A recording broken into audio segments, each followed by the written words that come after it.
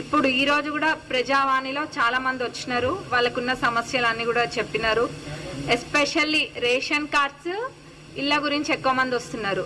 Ration cards ఎందుకంటే last 10 years కూడా ఎవరికి కూడా రేషన్ కార్డ్స్ అనేది ఇయ్యలేదు.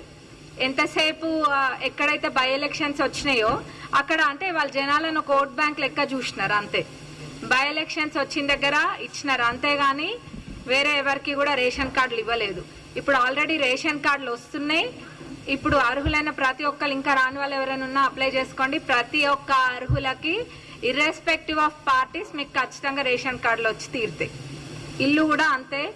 ఇల్లు 2-3 విడతలుగా వస్తున్నాయి. ఆల్రెడీ మా నియోజకవర్గం అంటే మా నియోజకవర్గం అనే కాదు, ప్రతి నియోజకవర్గానికి కూడా ఇందిరమ్మ రాజ్యంలో ఇందిరమ్మ ఇల్లు ప్రతి పేదవాళ్ళకి రావాలన్న సంకల్పంతో మేము ముందుకెళ్తున్నాము. మా నియోజకవర్గానికి కూడా వచ్చినాయి. అందులో భాగంగా 3500 ఇల్లు, ప్రతి ఇల్లు కూడా అర్హులైన పేదవాళ్ళకి పెట్టియడం జరిగింది. అంతేగాని గతంలో వాళ్ళ లెక్క కండువా వేసుకున్న వాళ్ళకి కాదు.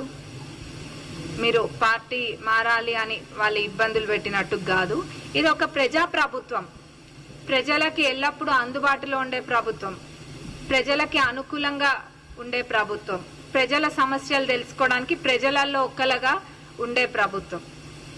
దానికి నిదర్శనము ఈ ప్రజావాణి అయినా కానివ్వండి, పాదయాత్ర అయినా ఏవైనా కానివ్వండి, అన్ని ప్రతి ఒక్కటి ప్రజలకు అనుకూలంగా ఉండే విధంగానే చేస్తున్నాము. ఫైనాన్షియల్గా కూడా ఎన్ని క్రైసిస్ ఉన్నా కానీ ప్రజలకి మాట ఇచ్చినాము అని చెప్పి వాళ్ళకి చెప్పిన దానికన్నా ఒకటి ఎక్కువనే, అంటే ఏది ఉపయోగపడుతుంది ఎక్కువ ప్రజలకి అని చెప్పి పేదవాళ్ళకి ఆ విధంగా చేసుకుంటూ ముందుకెళ్తున్నాం.